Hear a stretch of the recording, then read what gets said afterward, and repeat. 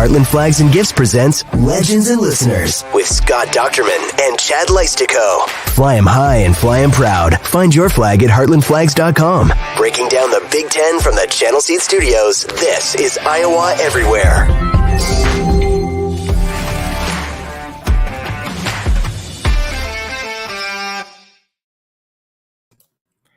What is happening, Hawkeye fans, Big Ten fans, and Iowans everywhere? Thrilled that you are joining us for episode 5 of Legends and Listeners here on the Iowa Everywhere Network. I am your host, Chad Leistikow of the Des Moines Register, coming to you live today from the Channel Seed Studios.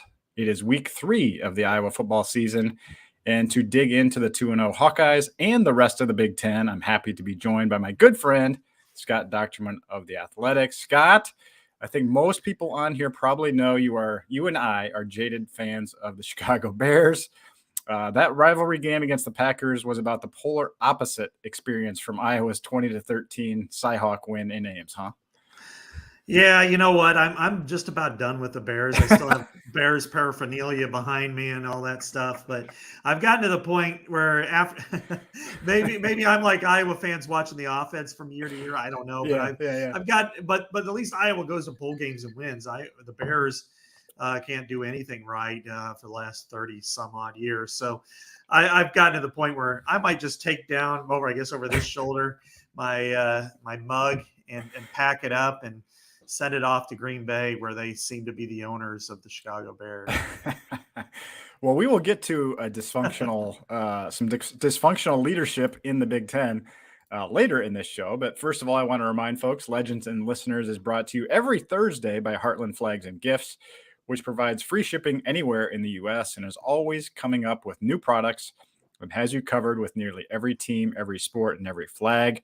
Remember, Hawkeye fans, it's a gold out this week against Western Michigan, so it's a good time to get that bright gold Hawkeye flag in time for Saturday. Please visit our show's title sponsor online at heartlandflags.com or in-store at 3719 Southwest 9th Street in Des Moines. Scott, always enjoy our appetizer topics, so let's start this week with a really fun one, which is the mood of this Hawkeye team. I'm trying to come up with the right word for it. Frisky? Happy?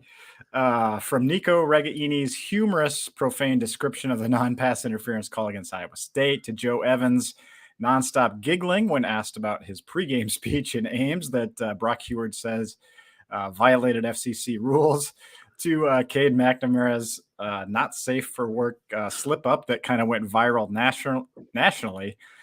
This Tuesday, Scott, almost felt like none other to me covering the Hawkeyes in my time on the beat. It feels like a different, I don't know, like dynamic or vibe. I don't know. How would you say? How would you describe that? Yeah, I think I'm there with you. I mean, it's a team that's kind of feeling itself right now. Hopefully not in the Cade McNamara style, but I think it's a team that right now has a lot of popularity, a lot of just is really enjoying the way it's competing in so many different ways. I think one of the most fascinating parts for me is just what Nico Regaini said. Because this is something that we've seen on the basketball beat a few times, complaining about the officiating, but to do it so descriptively.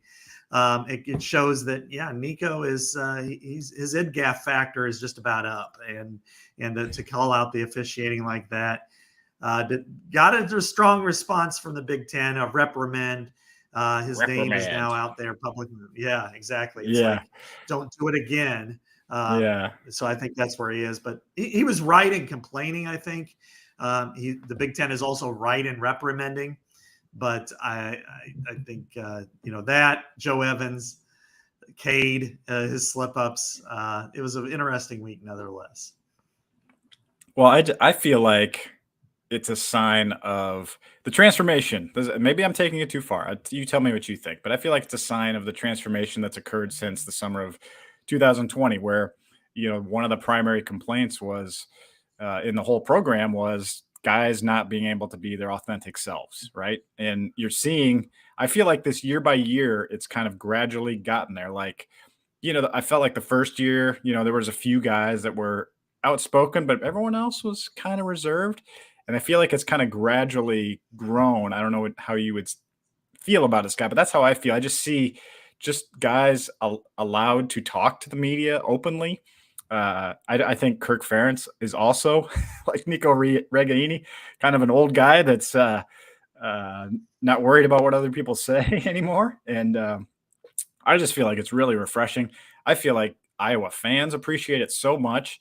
And I just sincerely hope that those inside the program recognize that aspect of this whole conversation rather than, oh boy, it's time to tighten the reins on the media interviews and tone down the personalities, because frankly, I feel like the personalities are that's why we're seeing 2 straight years of sellouts. I mean, if Tory Taylor wasn't so wonderful, personally, for example, would he? I mean, he's a great punter, but would he have as much love as he does now? I feel like Cade McNamara earned thousands of popularity points this week just by being himself. You know what I mean? And I don't know. I just it's really refreshing, especially thinking back to like the 15, 17 Hawkeyes that are just so buttoned up. Guys couldn't even talk to the media sometimes because of, for whatever reason. I mean, think back to Noah Fant or George Kittle even. I don't know. I'm ranting here a little bit, but I enjoy it. I hope it does not come to any kind of screeching halt here just because of a week of, headlines. No, this is the best thing they can have. I mean, you're galvanizing your fan base, you're energizing it. You're making fans feel like, okay, they feel just like I do when they watched him get yanked down by Jeremiah Cooper. Now, Jeremiah Cooper intercepted that pass and more power to him, but then the ball don't lie, and that 2 plays later. And he's, as JJ Watt said, but I think we're seeing this gradual shift in this program towards openness. And it's something that we missed out on a lot. I think, you hit the nail on the head, right around 16, 17 ish. It just felt like it was so confined and restricted on so many different areas that nobody could ever be, nobody could ever really feel like themselves. And then you look at Kirk, I felt like, we left the timeouts and took the pig with us, in 20. Yeah, right. The response with Nebraska about the day the lawsuit was filed, right? He's like, forget it. I'm going. Yeah. The Nebraska clapping situation. Next week we'll have to hear a lot about Scuba and Turtle regarding Penn State, and not that the fans aren't stupid, And then you look at some of the people that have really spoken their minds over the last few years.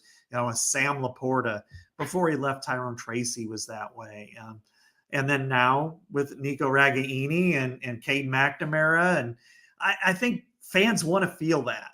They enjoy that, even if it's deserved of a FCC, smack on the wrist. You know what? That endears them. And as you said perfectly with Tory Taylor, he's great because of who he is, not just that he punts a ball. Because if he hasn't talked to us, if he's just we're just out there working hard, and we're hard workers, and we worked hard all off season because we worked hard in the weight room, and we work hard. We're hard, Then we're careful. Yeah. Careful, Cade. Yeah, there we go. So yeah, roar. But no, I think overall that it's been a godsend for everybody, and I think the players feel that too. You can just feel they have felt so much. 20 was tough because of the COVID as much as anything else, but I think in the last couple of years, you could just see them be more relaxed, be more themselves. And you know what? It hasn't taken the program with them. They've looked pretty good on the field for the most part. Yeah, and just a couple final points, and then we'll move on here. But I feel like Kirk also identified suspended policy with, for instance, Jamari Harris and Noah Shannon.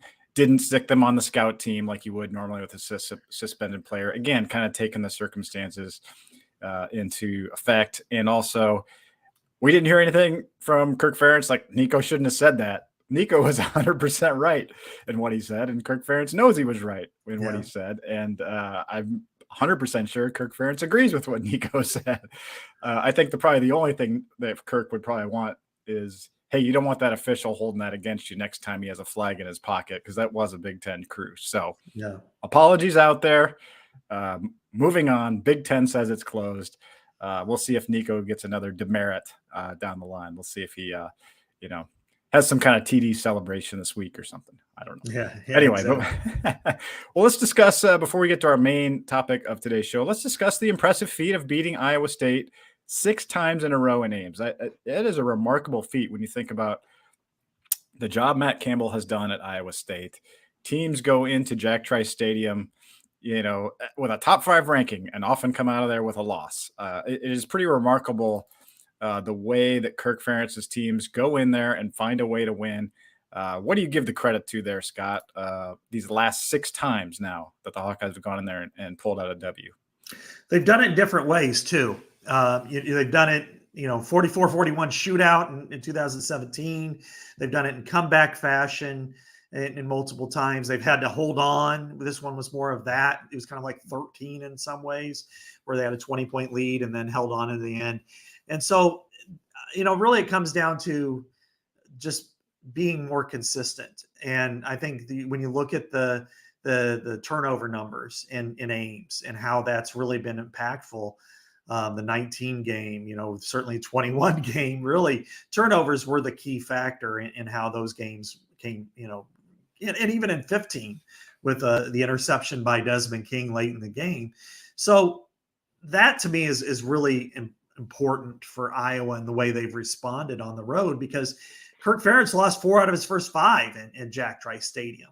And they were tough losses. And I think getting win number 200, win at a place where you lost your first 4, or at least the opponent you've lost your first 4, was really impactful for him, because even the year that they, 2002, they were ranked as high as number 3. They were final, that was the only loss of the regular season. There is still some pressure on Kirk about, this is an opponent, in-state opponent, a rival opponent, and you're not winning these games. So I think it was all things told, quite the win for Iowa, and impressive that they can do it 6 straight, in Jack Trice. Yeah. Nothing much more to add to that, other than I just find it really impressive. I feel like all these wins are pretty much the Hawkeye formula, right? Do the fundamentals right. I feel like smart coaching has been a part of this as well. Adjustments in that 2019 game. I mean, Iowa was getting, frankly, on the verge of getting blown out of that game. I know it was, prolonged by the weather delays, but Brock Purdy hits that long TD pass early in the second half, 14-6. You don't feel very good about it. And Phil Parker makes adjustments, starts going after Brock Purdy. The tide changes a little bit. Tyler Goodson kind of, you just see that. And then I just thought I know people want Brian Ferentz, hung at the stake or whatever, but I thought he called a really good game on Saturday. I mean, a couple of those plays missed, but a couple were pretty darn good. I mean, how bad has Iowa been in 3rd and short in recent years? And heck, all their big plays came on 3rd and short. I mean, 59 yards to Jazz Patterson, 35 to Luke Lachey, 23 to Eric all on 3rd and short plays. So maybe it was a huge blessing that quarterback sneak was off the table in this one. Exactly. Well, I tell you what, your malaprop hung at the stake kind of stuck with me for a minute there. I'm like, burned and hung. That would. Oh yeah, maybe I did it wrong there. Yeah, sorry. Yeah. I'm like, whoa, that's torture. Well, the College Football Inquirer guys said that maybe Brian Ferentz will be pushed into a volcano if he doesn't average 25 points a game. So we're just having fun with it.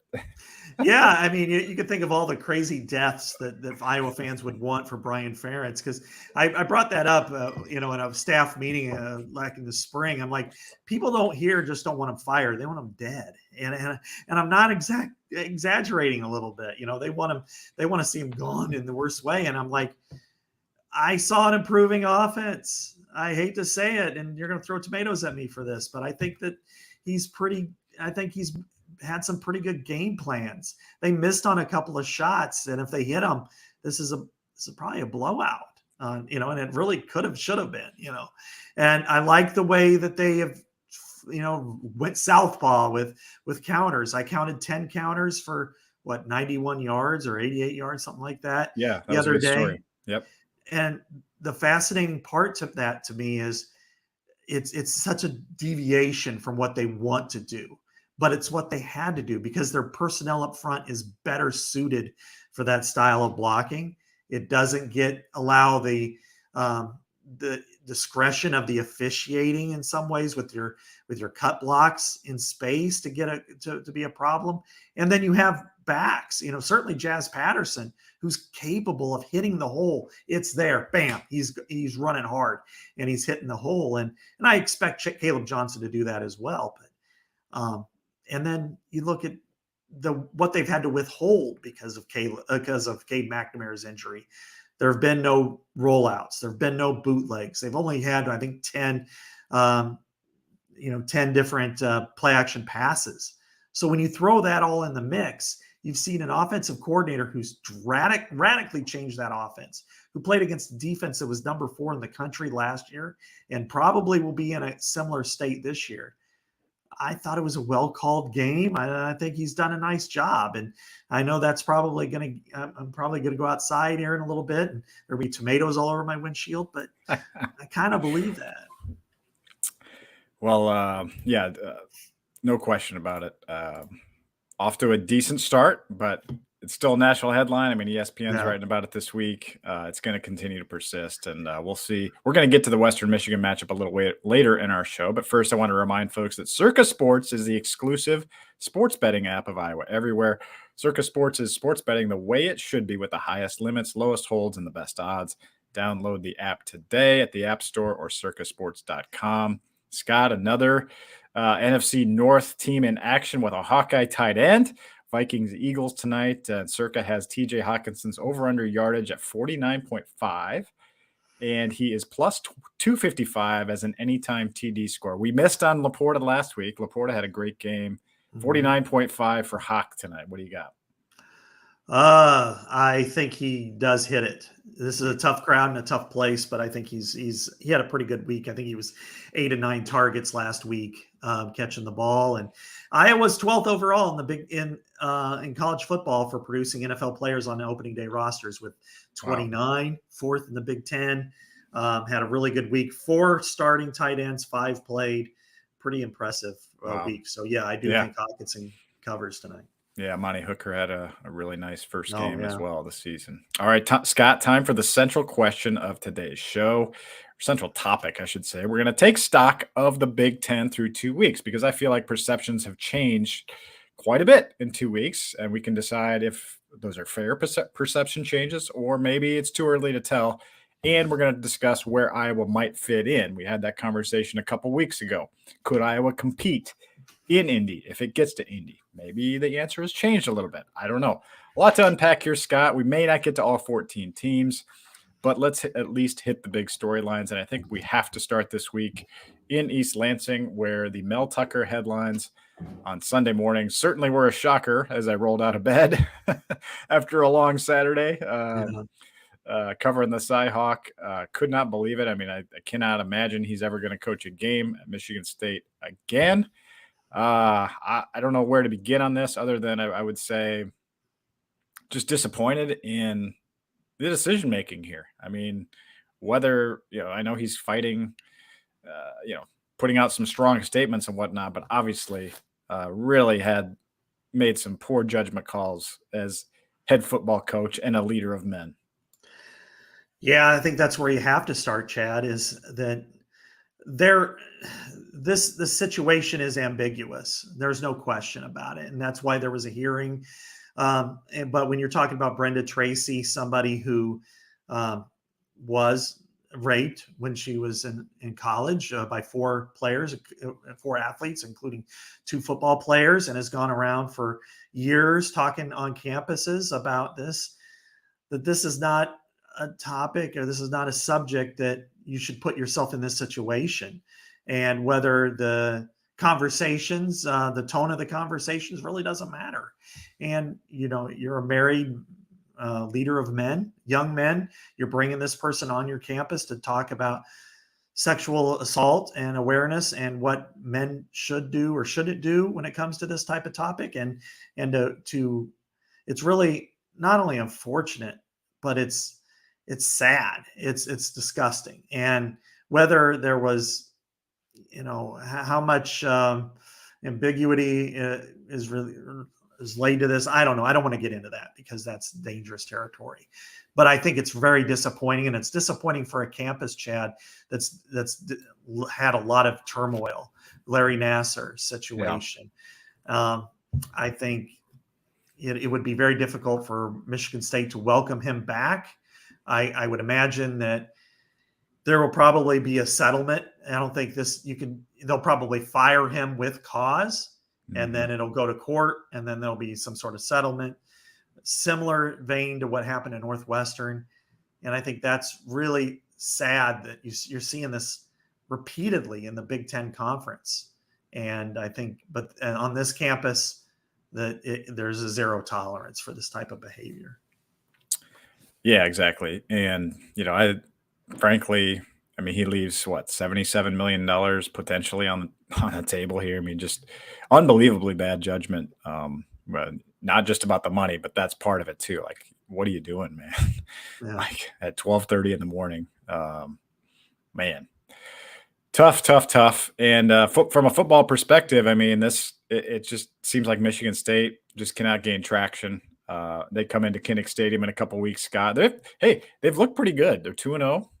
Feel like they've maybe turned it around a little bit from last year, but now who knows? I think the scary part, for Hawkeye fans is, again, we're talking on field right now, is Mark D'Antonio has a headset on again for the Spartans, and they come to Kinnick on September 30th.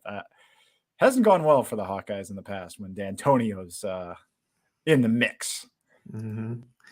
But the games at Kinnick have been competitive, tough. Well, all of them have been when he's in the mix.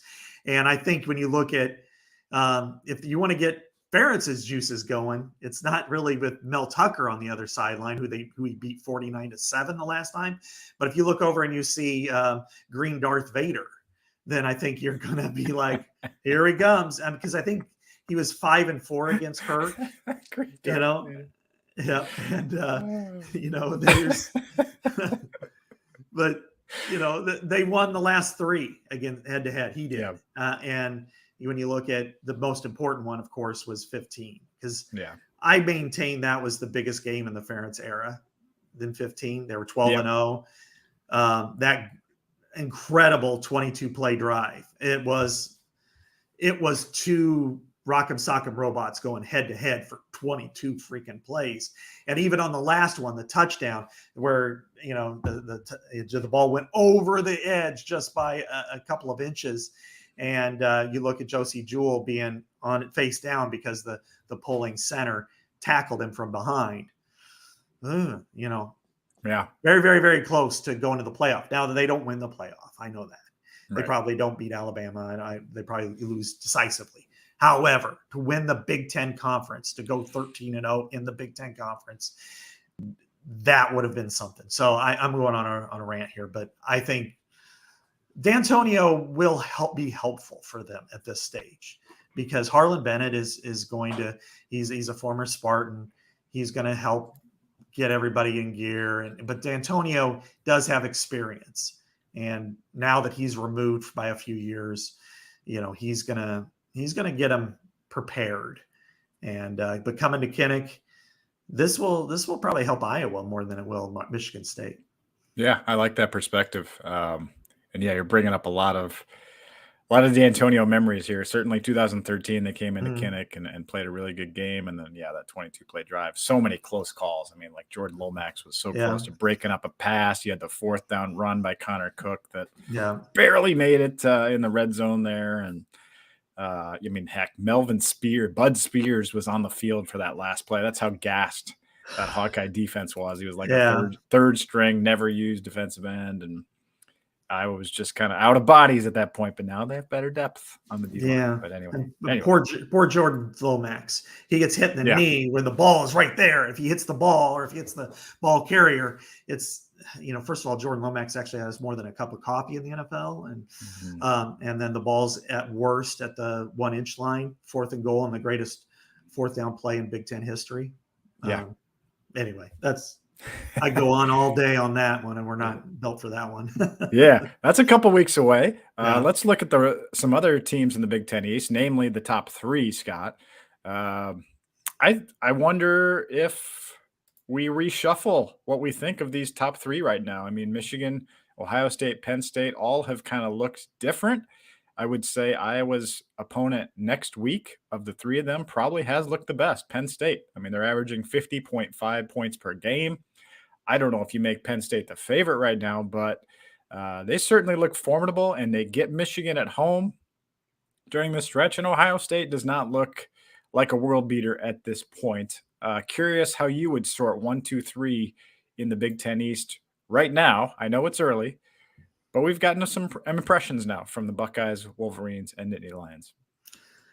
I would put Penn State number 1, and a lot of that has to do with their season opening opponent in West Virginia playing at home. I mean, last week they played Delaware and they crushed Delaware, and anybody in any phase of life would crush Delaware, but it's a small state. No Joe Flacco at quarterback, right? No Joe Flacco, no Joe Biden, you look at the others. They haven't played a real impressive schedule. They haven't played very impressively. I mean, Ohio State's 23-3 win against Indiana, I don't think was what I was anticipating. And same thing with last week. And no Jim Harbaugh, and, no Sharon Moore, offensive coordinator for Michigan. JJ McCarthy has looked very impressive, however. So I would go Penn State, Michigan, Ohio State thus far. But it wouldn't surprise me at all if in a couple of weeks that whole thing changes. Big noon game this week, Penn State at Illinois. We'll get a little bit more of a measuring stick on James Franklin's squad. And frankly, if you're a Hawkeye fan, watch that game. Get a beat on your opponent next week, and the Illini, who come to town November 18th. Another Big Ten East team that does come to Kinnick in November is Rutgers. And Rutgers is 2-0. Maryland looks pretty good at 2-0, but how much do you take in the stock of their opponents? Rutgers is allowed just 7 points in each game against Northwestern and Temple. That's not too bad. And Maryland's offense looks really, really good. Scott, which 2-0 team do you believe in more? Of the Big Ten newcomers for now, the Terps or the Scarlet Knights? I guess I would probably lean towards Maryland. Just because of the quarterback. I believe more in them.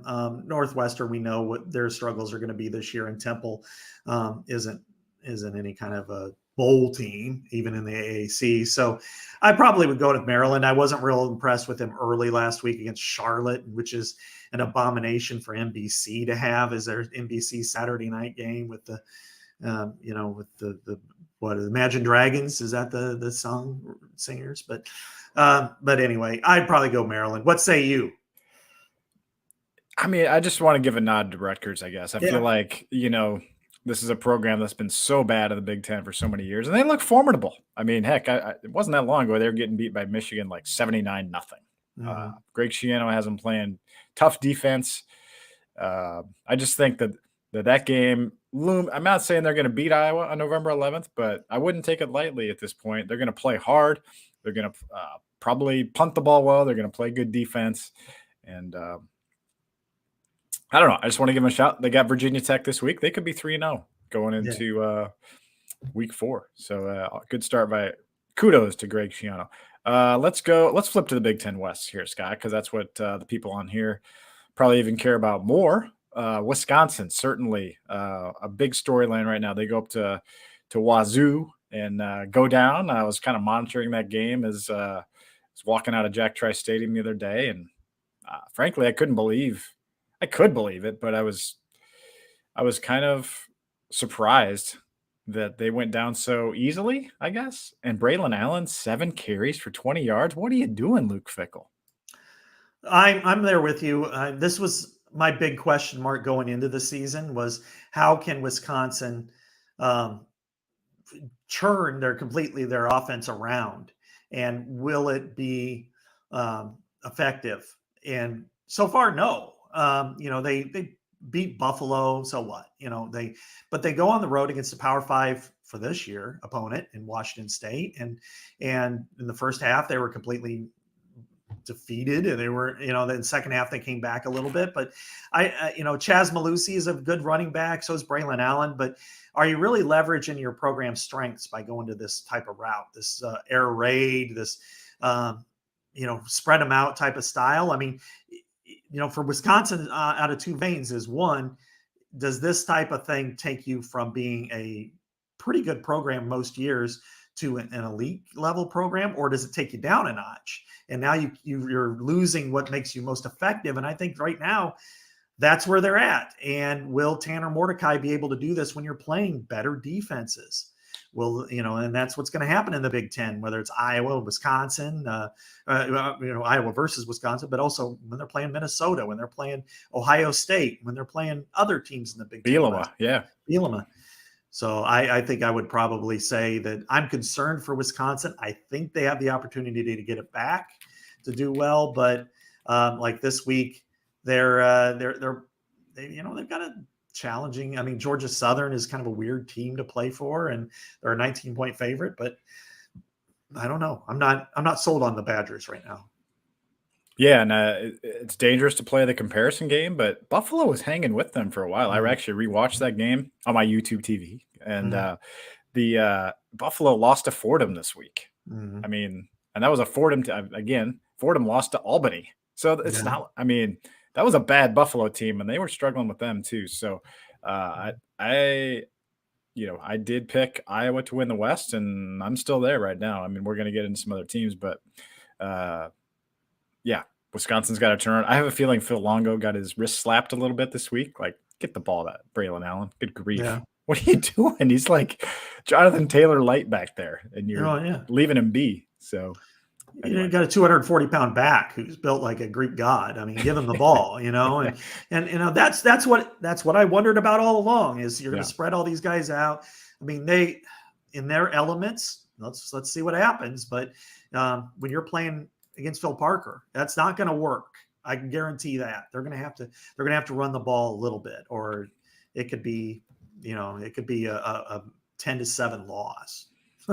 Minnesota is the only team besides Iowa in the Big Ten West with a 2-0 record. It's been a adventurous 2-0. Had to rally to beat the Huskers in week 1, of course, and then kind of a low-scoring, gross game against Eastern Michigan at home. So the Gophers go to North Carolina. It's about time they play a Power 5 non-conference game. Good grief. I mean, I guess they played Oregon State maybe a couple times, right? But that was when Oregon State was bad. They're playing at North Carolina. That's going to be a real interesting game. We could emerge Saturday, Scott, and see Iowa as the only unbeaten team in the West. Anyway, I have not been impressed by Minnesota. It does not seem like their line play is up to snuff. And I'm not sold on their QB just yet. I like, PJ Fleck, how he builds a program. It's actually pretty similar to Iowa in a lot of ways in terms of in the trenches and defense. But what do you think about Minnesota thus far? Are they a viable contender in the West? No, and part of it's their schedule. They do have to play Michigan and Ohio State. Those are two teams you automatically look at and go, that's probably losses for them. And then that means they have to be perfect in the West, and I don't think they're that good. However, going on the road at North Carolina is going to be a huge challenge for this team because of who they have to face at quarterback and Drake May. I mean, he is a legitimate top 10 type player in the NFL draft next year. And, but where they counter well is that they have a pretty decent secondary. I think Tyler Nubin is probably one of the better players that most people don't know about. And he had a couple picks in the week 1, and Justin Wally at corner, I think is really good. So they can hang, but I'm not sold on their offense yet. Losing John Michael Schmitz at center was a killer. Muhammad Ibrahim was a great running back. They need to do more with Chris Ottman-Bell and some of the receivers. I think they're capable of being a bowl team. I'm not thinking they're capable of being a Big Ten West championship team going to Indianapolis. So I think that they do lose probably over at North Carolina. And we'll know a little bit more about the mighty Gophers when they come back. Well, I want to get to Iowa here. So let's kind of breeze through this last one. Most disappointing team, Nebraska or Illinois? I think we both probably would say Nebraska. Agreed? No. Go ahead. Well, I'm all on Illinois being more disappointing because I thought they played really poorly against a pretty good MAC team in Toledo, but they needed a miracle to win. And then last week going to Kansas, I think that's an even type matchup, and they did not look good at all. I thought Luke Altmaier did a nice job later making it competitive, but this is a team that I expected to be with its schedule. It was probably the most advantageous schedule in the Big Ten West. I expected them to be a 7 to 8 win type of team, maybe a 9-win team. And instead, what we're seeing is a team that may be lucky to get to a bowl game, Chad. And Nebraska has been disappointing to me, of course, because I thought, but Colorado, you got to judge them on what they are, not what we thought they were. Yeah, they played 2 tough teams. And it's a physical grind. Yeah, it's physical grind on the road at Minnesota, lost on the last play of the game. So, they gave the game away, no question. And their offense is not good, and their quarterback's been terrible. But I think overall that I would be much more inclined to say Illinois has been a bigger disappointment because I think Nebraska was a borderline bowl team, whereas I thought Illinois was clearly a bowl team.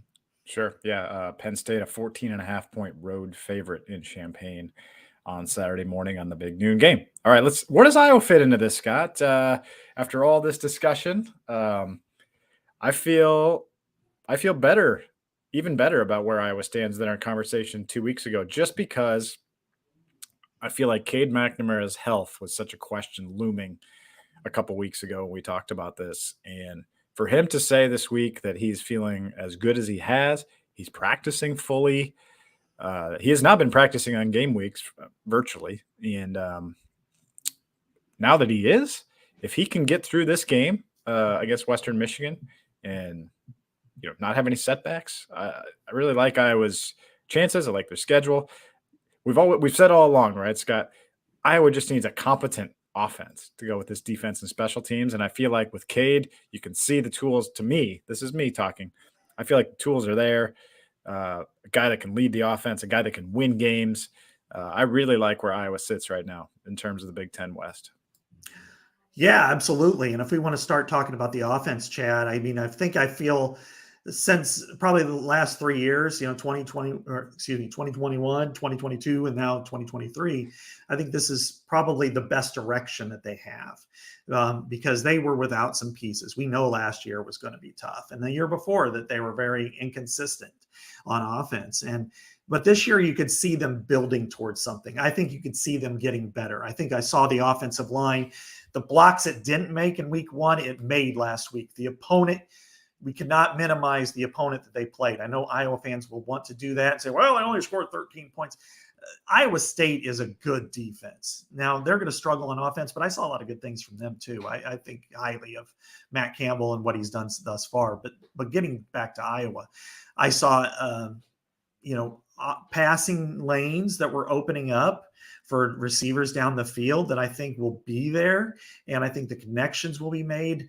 Mostly, I was impressed with more of the offensive line play.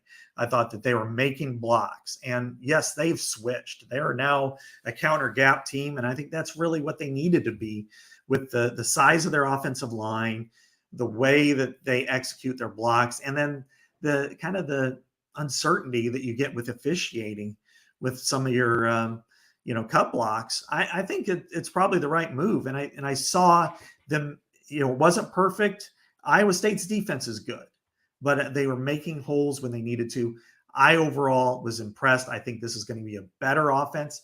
I'm not willing to say good. I'm willing to say better, and better is the best they've been in years. Yeah, no, I've said all along, I really like how Iowa's schedule sets up. And now that you're 2-0, that was big. I mean, obviously it doesn't affect the Big Ten standings, but just you're 2-0, should be 3-0 after this week. Yeah, go to Penn State. Probably going to take your lumps. Maybe you don't. You probably will. It's a really good team, really tough environment. Then you get to come home for 2 weeks before you go to the rivalry game at Wisconsin. You got time, in my opinion. You got time to let this thing grow. I'm with you. I see the signs. Just the fact that they're blocking in pass protection pretty well.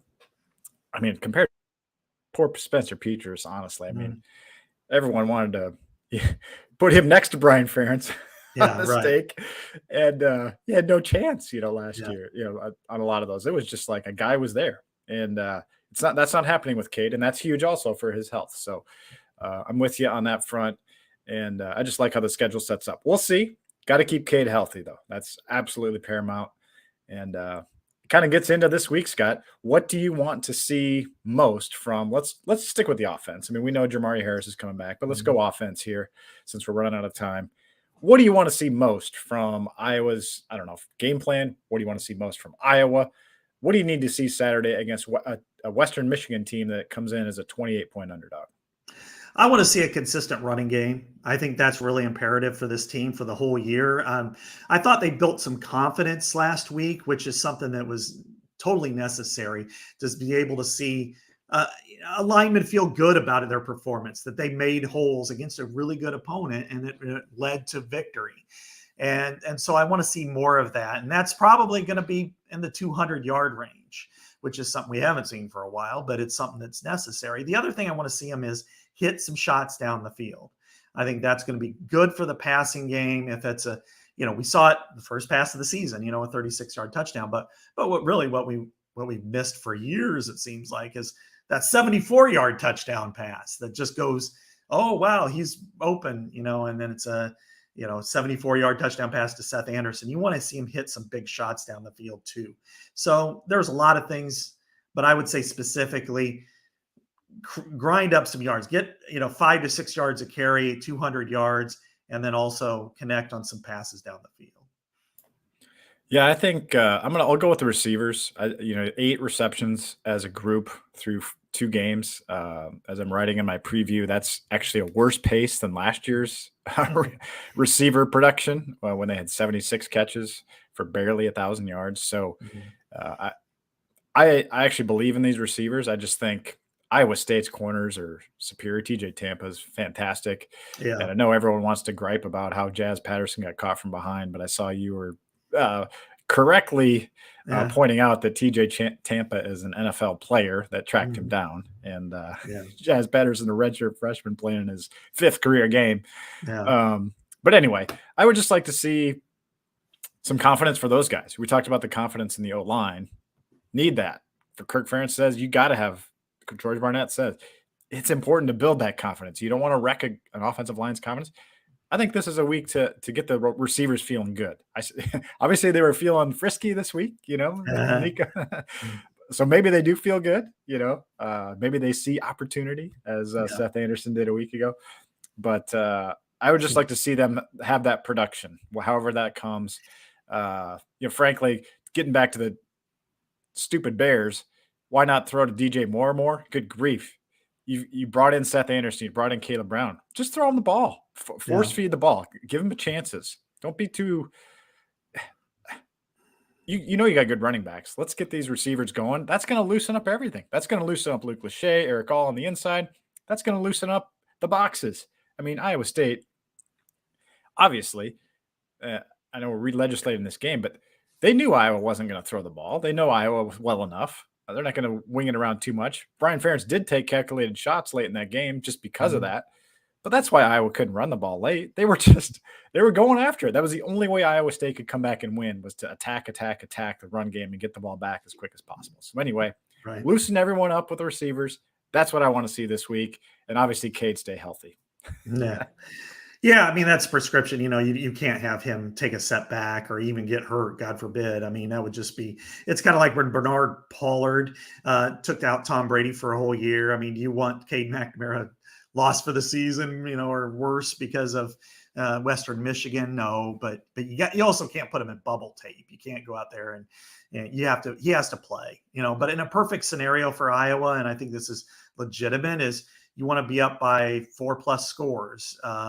At halftime, in the 27-0 range or whatever. And then if you could get them out there for a series in the third quarter, and if it's 34-0 at that point, shut him down. Let Deacon Hill, who could have beaten Buffalo too if he would have been staying at Fordham, and then you can have Deacon Hill and Joe Labus both play, and throw everybody out there. That's the perfect scenario for Iowa. Is get a big win, feel good about yourself, get some confidence going in the passing game and the running game.